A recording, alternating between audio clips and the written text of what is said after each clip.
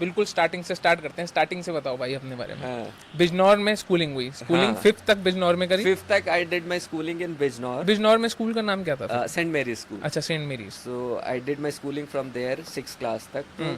वहाँ पे was a very bright student. ये है ना वो 3 इडियट्स टाइप वाला, वो कहता है पेरेंट्स को कि हाँ बच्चा कुछ करेगा, हमारे लिए ये करेगा। तो I was that kind of person. आप पढ़ने में एकदम वो। उसके बाद आई वेंट टू हॉस्टल। तो एमयू गया मैं 6 क्लास में। हाँ तो my schooling after that till 12th was from MU only. हाँ। तो हॉस्टल का एक मेरे लिए डिफरेंट एक कल्चरल शॉक समझ लो, या सारी चीज़ें थी कि इंडिपेंडेंट एक वहाँ पे गए, सारी चीज़ें देखी। तो कहीं ना कहीं मैं थोड़ा सा स्टडीज़ को लेके इधर उधर हुआ था हम्म हॉस्टल लाइफ की वजह से, हम्म क्योंकि सेटल होने में थोड़ा सा टाइम लग रहा था। हम्म। तो my graph went down studies में, उसमें। तो पढ़ाई इतनी हुई नहीं थी। If you are in M U तो you are internal, you get 50% of quota there, तो यू कैन गेट एडमिशन कहीं पे, थोड़ा बहुत मिल जाता था।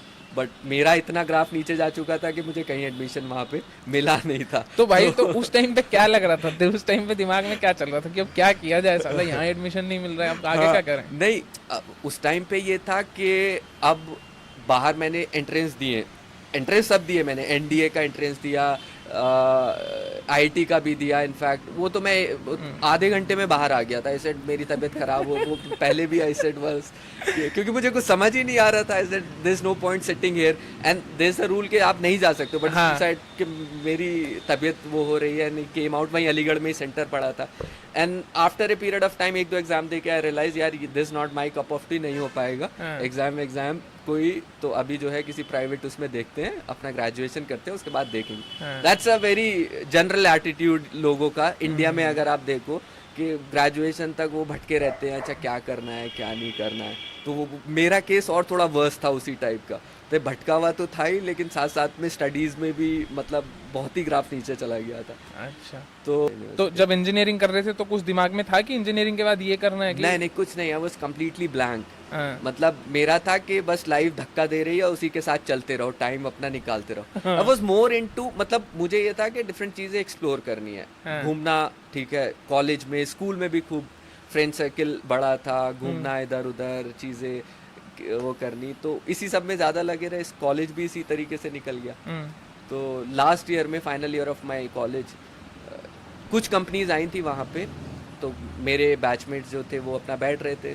तो भाई मैंने तो उनको कह दिया भाई मैं तो इस टाइप का हूँ ही नहीं कि मैं जॉब वॉब करूँ, और ना ही मैं यहाँ पे बैठूंगा इनमें कंपनीज में या कुछ उसमें। हाँ। तो फिर बात हुई, घर पे भी बात हुई, भाई क्या करना है, क्या वो है। तो बहुत सोचा, कभी सोचा कि ठीक है एमबीए कर लेते हैं, देखते हैं कुछ तैयारी करके। But there was a friend of mind जो जिसके पापा सिविल्स में थे। तो थोड़ी बहुत स्टोरीज उससे सुनी थी, उसकी भी वो बुक्स पढ़ता रहता था। तो आई डिसाइडेड चलो लेट्स टेक अ रिस्क कि उसके बाद 12 इंजीनियरिंग के बाद लेट्स डू समथिंग। मतलब खुद पे क्वेश्चन होने लगा था कि मतलब कर सकता हूँ या नहीं कर सकता हूँ कुछ। तो I took it as a challenge कि ठीक है सिविल सर्विस सबसे डिफिकल्ट एग्जाम है, I will go into it, let's crack it. सबसे बड़ी फाइट पकड़ी मतलब तुमने? मैंने कहा अब देखते हैं। लोग कहते थे कि you are good in studies बचपन में, और पूरा ग्राफ ऐसे गया। मैंने कहा अब देखते हैं कुछ है या नहीं है। तो आई थॉट कि जो सबसे टफ एग्जाम होता है वो उठाते हैं, लेट्स सी के whether I have something in me और नॉट। यार देखो, मतलब इंडिया में अभी भी ना सिविल्स का बहुत क्रेज है।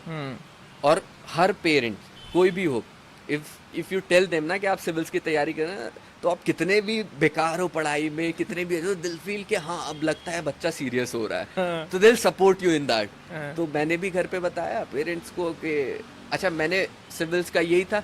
एक तो इट्स मोस्ट डिफिकल्ट एग्जाम कहते थे, मैंने कहा चलो let's take it as a challenge. Plus civils का कहेंगे तो I can get some time to think कि करना क्या है लाइफ के साथ, अभी कुछ पता नहीं चल रहा है इंजीनियरिंग के बाद। और पेरेंट्स को बताया तो दे सेड ठीक है, अब अगर करनी है तैयारी तो कर लो। बस मैंने एक बैग उठाया और सीधा उठा के राजेंद्र नगर। और तुमको पता नहीं था ना कि कहाँ रुकना है? कुछ नहीं, कुछ नहीं। तो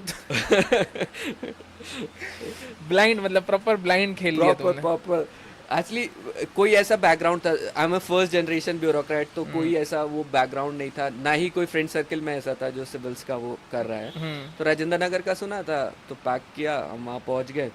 देन वहाँ पे एक पीजी वाले का ढूंढा, उसी के शॉप पे वो रखा अपना बैग वैग, उसने मुझे 2-3 पीजी दिखाए अपना, उसमें मैंने कहा भाई कोई सा भी दे दो, अभी तो मुझे रुकना है। तो मैंने एक पीजी लिया अपना, वहाँ पे रुके। तो उसके बाद 10-15 दिन मैं वहाँ पे रुका था। तो but I didn't get the feel वहाँ पे, वाइब क्योंकि नहीं आई। आप एज अ नोवाइस आप सीधा जाके एक उस हब में चले जाओ जहाँ चारों तरफ आपको बुक्स दिख रही हैं, न्यूज़पेपर्स दिख रहे हैं, और आपने मतलब आपका ना बैकग्राउंड है ना कुछ है, तो यू गेट फ्रस्ट्रेटेड कि करना क्या, कोई कुछ बोल रहा है, कोई कुछ बोल रहा है, किसी से पूछो वो कोई बात बताता है, किसी से पूछो कोई। तो आई थॉट यार यहाँ पे सरवाइव करना इज़ वेरी डिफिकल्ट, यहाँ नहीं हो पाएगा। तो I started looking for something उस पे इंटरनेट पे, कोई कोई ऐसी जगह जहाँ मैं अपने आप को आइसोलेट कर सकूँ, वहाँ जाके अपना जो है पढ़ाई वढ़ाई हो सके।